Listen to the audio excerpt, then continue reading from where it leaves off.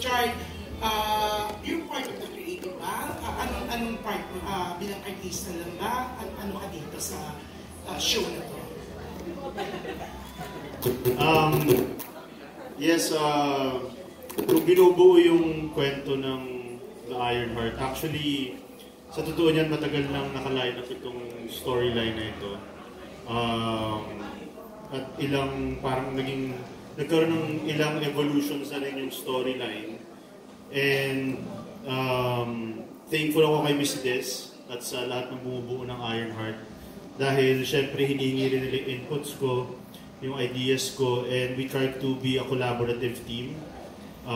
Syempre nagbabatuan kami ng ideas. It's for the best of the show.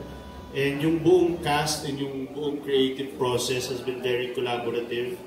Kaya magaan yung pakiramdam bilang artist dito sa The Iron Heart. And I'm very thankful that we have a great team behind us. Syempre headed by Chang Des and the whole Star Creatives family. And by our directors and writers. Yan, pero is it true? 12 revisions daw bago itinuloy? Hindi ko alam kung ilan, pero medyo madugo rin yung naging proseso ng pagbuo ng kwento. Pero Chard, siyempre maraming ginula dito sa show nyo, no? Nang biglang nalaman na, kasama si MAJA Salvador. Ako alam ko talaga, kasama siya, pero may nag-reveal, may mga netizens na nakakuha ng litrato. Pero ikaw, Chard, siyempre maraming nagulat kasi nagbabalik ABS-CBN si MAJA. Alam ko munti kayo magtamba sa isang show na hindi ko na ikukwento. Pero nung ikaw mismo nakaalam na kasali si MAJA dito, ano yung naramdaman mo? Very thankful siyempre kay MAJA and sa team niya. Dahil yun nga, ilang beses na rin na parang nag-try kami mag-team up sa isang show. Finally, natuloy kami sa Iron Heart and talagang eksakto yung timing na pagpasok ni MAJA as Cassandra dito sa Iron Heart, and we couldn't be happier to have her on board. And we're very thankful again kay MAJA na tinanggap niya at naging part siya ng Iron Heart. Yan, at MAJA, naging mo yung sinabi. Ito na lang yung mic ko, Sir Julie, kasi parang pakiramdam ko po. Ayun po. Yeah, yan. Very thankful si Troy. Actually, even naman sila Rupa, sobrang excited sila mo nang malaman kasama ka. What made you decide to accept yung offer na to ng ABS-CBN para maging special participation dito isa sa Leading Ladies na Troy? Madali lang ako napapayag kasi of course it's under Star Creatives. Ang dami kong nagawang magagandang shows with Star Creatives, Legal Wife, and Bridges of Love. Iba yung alaga din sa akin ni Chang Des ng Star Creatives family. And then, nung sinabi na show with Richard, sabi ko, sige, pakinggan ko because baka eto na yung tamang panahon para magsama kami ni Chard. So, after nun, may konting, sabi niyo nga, 12 revisions, konting revisions lang, and then, ayun, lumipad na po ako agad-agad sa Cebu. At pagdating ko, parang nakabenteng thank you si Richard. Binilang ko talaga, thank you So, uy, thank you talaga. Chard, ilang thank you. Pero, nakakatuwa na may kasali ako dito sa Iron Heart. Tapos, of course, with Star Creatives pa. And, syempre, eto, pagsasama namin ni Richard. Yeah. At syempre, nakakatuwa nga, MAJA. Kasi at least, napatunayan na mali yung mga balita nung una, di ba, na sabi hindi ka makakabalik. Pero eto na nga, sa November 14, mapapanood ka na, kasama ka dito sa show na to. So congratulations pati sa lahat ng kasama. Pero hindi ko na pagtatagalin kasi marami pa magtatanong. Thank you, Sir Julian. And again, we'd like to reiterate na we're so thankful talaga sa time na naibigay ni Miss Maja Salvador. And tulad nga na sinabi nyo, ang daming revisions, pero that just goes to prove kung gaano po ka pinaghirapan at binusisi ang kwento at production bago ihain sa lahat ng ating mga kapamilya. So, napakaganda po talaga ng ating mapapanood sa November 14 na. Alright, now, our next question will come from Reggie Bonoan of Bandera, Bulgar, and Ikapiga. Ako ang magbabasa ng question. Yes. This is for you, Richard. Sabi ni Reggie Bonoan, good afternoon, Richard. Huli kang napanood sa FPJ's Ang Probinsyano, which is a hard action series dahil pisikalan ito. Paano mo po ito maikukumpara sa Ironheart na base sa trailer at matitindi rin ang action scenes? Bakit ka tinawag na Ironheart? Magandang question yan. Bago sagutin ni Sir Richard, yan nasa harap si Reggie. At parang gusto mo sabihin, ang taray na interpreter. Sabi dito Meron pala yung press ko yun. Yes, sige, go, Richard. Yes, coming from Ang Probinsyano, and then nung ginagawa namin itong Ironheart, we really wanted to shift away from Probinsyano, especially yung character ko. Well, malayo naman talaga kasi sa Probinsyano, naging parang villain ako doon. And yung Probinsyano kasi very parang classic approach nila sa action. And most of their action scenes are gunfights. And hindi ko masyado napakita rin yung capabilities ko sa action sa Probinsyano. So we wanted to showcase everything here sa the Ironheart. We wanted more hand-to-hand combat, more modern approach in terms of cinematography.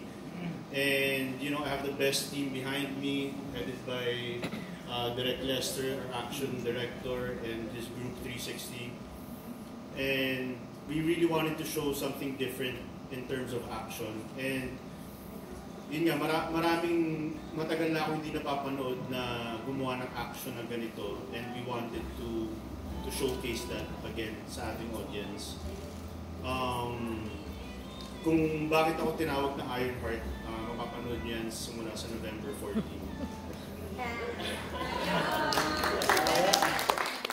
Thank you. Pero alam niyo, gusto na panood natin sa trailer, no? It's action-packed, pero maantig din yung puso mo eh. So, ang ganda ng title na Ironheart. May iron part na, you know, medyo astig-astig, talagang action-packed. Tapos, may puso rin talaga yung show. Okay, ngayon naman, may isa po kayong question, no? For Direct Lester. Do you want to read it po or ako na po? Ako na, okay. Direct Lester, this is for you. Magandang hapon po, Direct Lester. Ano po ang pagkakaiba ng Ironheart sa mga huling series na ginawa ninyo na hard action din? Salamat po. For ABS-CBN, the last two that we did in Star Creative is Lalo na sa ano eh. Of course, it's about vampires. And then Bagani, it's a fantasy film. So, totally different because in terms of storytelling, kasi ito yung mas ngayon, mas real, mas totoo, mas present. And then in terms of action, it's totally different from the vampires, from the warriors of the alternate world of Bagani. So dito makikita natin ang modern way of doing gunfights. Maybe we would show something different that hasn't been seen on TV.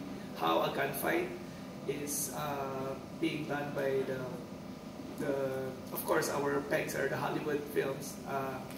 It's a different way, a modern way of showing it. Hand-to-hand combats, knife fighting. So we're fortunate because one of the few real martial artists that is in showbiz is Richard Gutierrez. Talagang kung gumagalaw siya, it's really genuine. It's not something that he just learned for the show. It's something that he's been doing since he was a kid. So we're very fortunate to have him do these action na pangarap namin gawin. And then of course, in terms of storytelling, it's very different because it's a journey of a person who is out there to give justice to his loved ones. Thank you, Direct Lester. Ayan, syempre, tanongin natin si Direct Richard naman. Yes, ayan, Richard, ikaw naman po, kamusta naman po ang iyong naging ganap, syempre, for the Iron Heart? Kung si Direk Lester po ay more sa actions, mga ganyan. How about kay Direk Richard? Ako naman po ay natas para sa mga emotions, yung character ng mga ginagampanan nila. And syempre, kasama rin doon yung bonding. Kasama rin syempre yung camaraderie sa set. Para masaya habang ginagawa natin yung show na to. Yun ang role ko, magpatawa sa kanila. Magpaiyak, magpatawa, and mag-enjoy sa show. Nag-enjoy ba kayo? Thank you. Maraming salamat, Direk Richard. Thank you so much kay Reggie Bunoan. Susunod, tawagin naman natin, Stars Kutog, Alan Salingkit. Congratulations, no? Kanina sa trailer, nung pinapanood namin, para kami nanonood ng James Bond movie. Wow. So, ang galing, mga kasama yung nalagyan. So, sana mag-sustain yung ganda ng teleserye. Yung first question ko for Maj. Ang segue. Maj, tanong ko lang, bakit special participation lang yung naging part mo dito sa Iron Heart? Bakit hindi full? Kumbaga, ano yung reason behind that participation?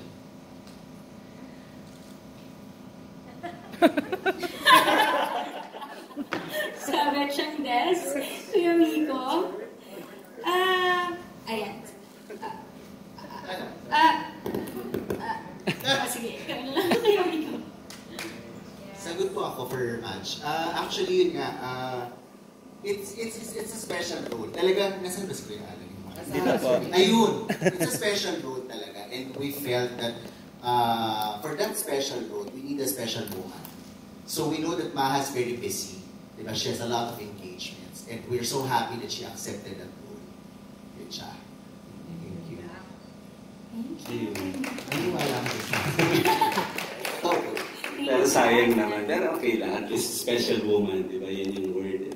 Yeah, yung question ko naman dun sa bagong panganak natin. Kaibigan si Dimples. Yeah, parang after pong panganak, parang work agad, di ba? So, ano yung reason why you accepted the role? And anong klaseng Dimples yung makikita namin dito na may pagka-Daniela ba o babaylan? Parang ganun. Kasi lahat ng character mo tumatatak eh. Di ba? So this time, anong tatatak this time sa Iron Heart being Dimples naman? Ako, Kuya Alan, good evening. Salamat nga pala, Naides and the Lex for having me on the Iron Heart. I'm super excited. It's my first time to be working with Richard. And I see him often because magkaibigan kami ni Angel, di ba, Chard, no? So I always see you and ganun lang yung interaction namin. But to see him face-to-face doing so many great things, it's just a very amazing thing for me to watch, especially as an actor, no? But this role, my role is Celine. So my role here, I'm a fighter. Tama, no? The next J. I think it was very, very apt for me to do right after giving birth. Kasi nakaka-pressure pala pag mom of 3 ka na. Meron na siyang feeling na parang, oh my God, what can I offer next? Not just as a woman, but also as an actor. Kasi I've been acting for 25 years. And kagaya nung sinabi mo, Kuya Alan, when you have roles like Daniela and Babaylan, which was also offered to me by Star Creatives, it scares you a lot because then you don't know where to go after that.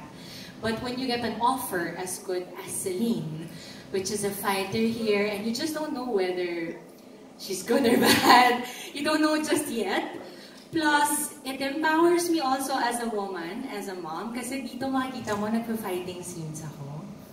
Tapos, may pagka-androgynous din siya, hence the suit today. Nagdadress sana ako, pero parang pagtingin ko sa lamin, ay, hindi Celine yun.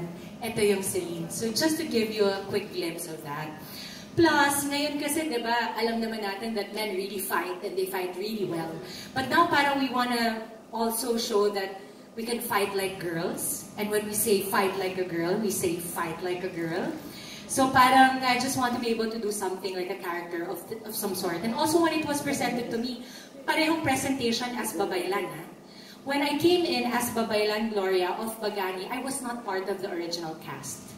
And this is also the same way for the Iron Heart. So, as an actor, you always have to know your place. And for this time, I feel like I'm in the most perfect place as Celine. Because I'm super excited to be doing all those scenes with sina Direk Lester and Direk Richard, and of course, Richard himself, and sina Tito Albert, because this is the first time Tito Albert and I will be together after Cadenang Ginto. And we're working very closely together, so you will see a very, very good, movements in terms of acting-wise, because very intense din si Tito Albert eh. He's just not here today, but he's a very big part of the show as well. So, yun, excited ako. Yun nga, pagkatapos ng mga anak, gusto mo lang medyo maiba yung offering, and this time, sobrang ibang-iba talaga. So, thank you, Naides, and sina Ate Saki for offering Celine to me. I can't wait for you all to meet her. Tapos hindi ka ba nahihirapang mag-action dahil kapapanganak mo na? So I did Pilates. CS kasi ako, but I heal very quickly. I battle very bad postpartum depression. That's also the reason why every time nanganganak ako, you see me working right away. That's how I battle postpartum. I have it really bad. Like, I wake up in the morning, I feel sad right away. And makaka-relate sa akin, and sure a lot of moms out there who don't necessarily like to talk about it. Pero ako kasi, masamang-masama yung ganun ko pagkapanganak ko. So I wanted to get back to work right away, but of course with care, kasi nga CS ako.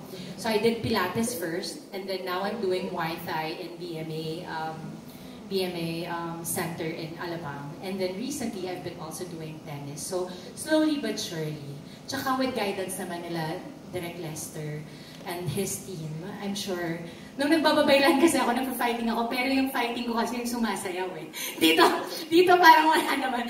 Pero doon kasi yung fighting ko may superpowers. Dito, yung superpowers niya is very physical and very real, as Direk Lester would say.